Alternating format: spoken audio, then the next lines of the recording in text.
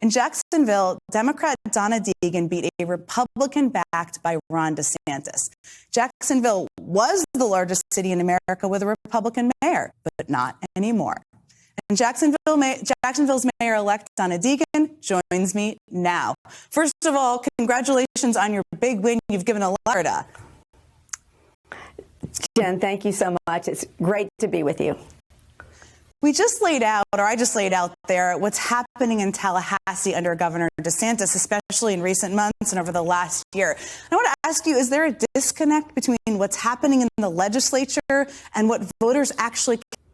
Well, I think one of the most concerning things to mayors especially is the loss of local rule under this legislature and this governor. And so I think that's one of those things that we've been hyper-focused on. I ran a very Jacksonville-based campaign.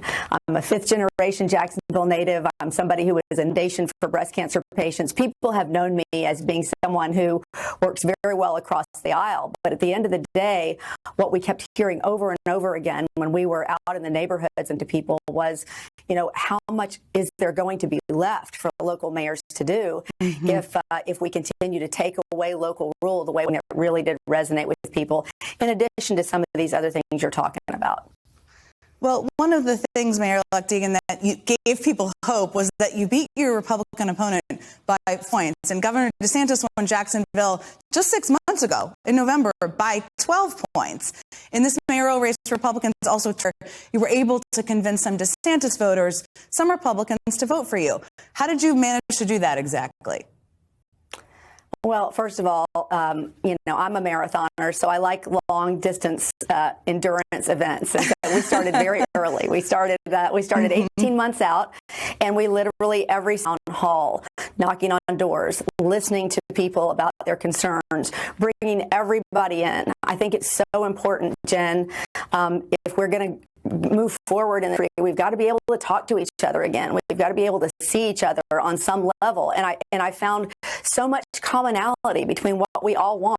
People are frustrated with the fractures. They're frustrated with the ugliness. And so what we pledge to do is run a completely positive campaign, vision-based on issues. I know, right? I mean, hard to believe in politics these days, but we made that we made that commitment, and we followed through. Voters was not only were they tired of a Jacksonville that wasn't moving forward at a pace they would like, but they were really tired of the ugly. And I think, this is a community that went through 3 bouts of breast cancer with me.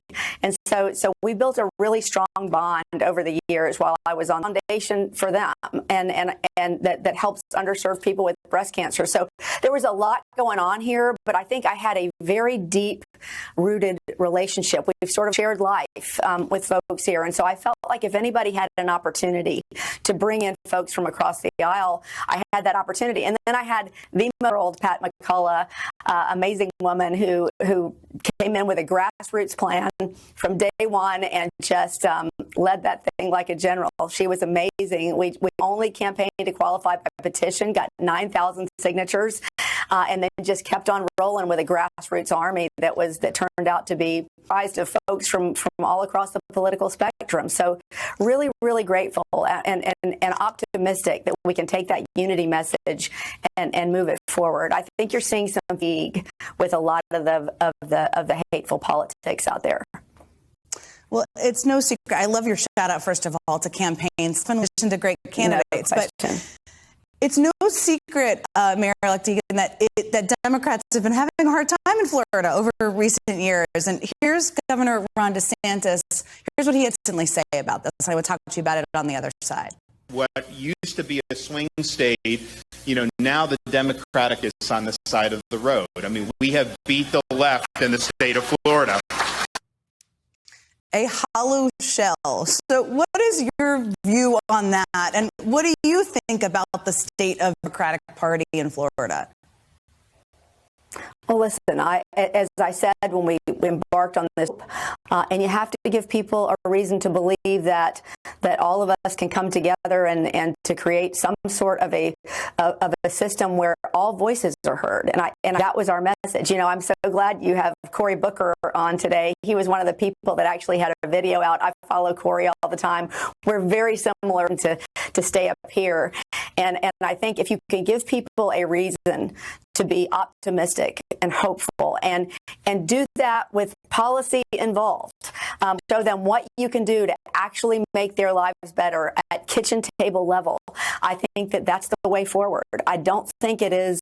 I think it is a message of unity and a message of hope and what we can do together. Well, as people are trying to read tea leaves here or get a little hopeful, I will say, the Republican Party chair in Florida said this about your win, quote, "It's a joke to imply that's an indicator of how the state is going." Like I said, I think there's a lot of political theater that goes into politics. And I said that from the very beginning. You know, I've been in the media for a long time. I know how it works. I've covered politics my whole life, the other side of it, interviewed just about every politician in the world, including President Obama. But I know how these things all over, and we have to lead. It's all about relationships and building relationships. So I would say that that's what the head of the GOP is going to say, and we'll find out. I think people are very anxious here to build bridges, and I'm going to do everything I can to do that. If my friend does so, maybe he has already, we're to call you for some advice on how to win Florida in 2024. What would you say to him? I would listen. President Biden is just an incredibly positive human being, and I think he's made incredible overtures across. That's what it's all about, making sure that everybody has a voice, and continuing to just tell people that we're about hope and we're about the ability to make change if we all work together. I think he's right on message with that. Mayor-elect Donna Deegan, congratulations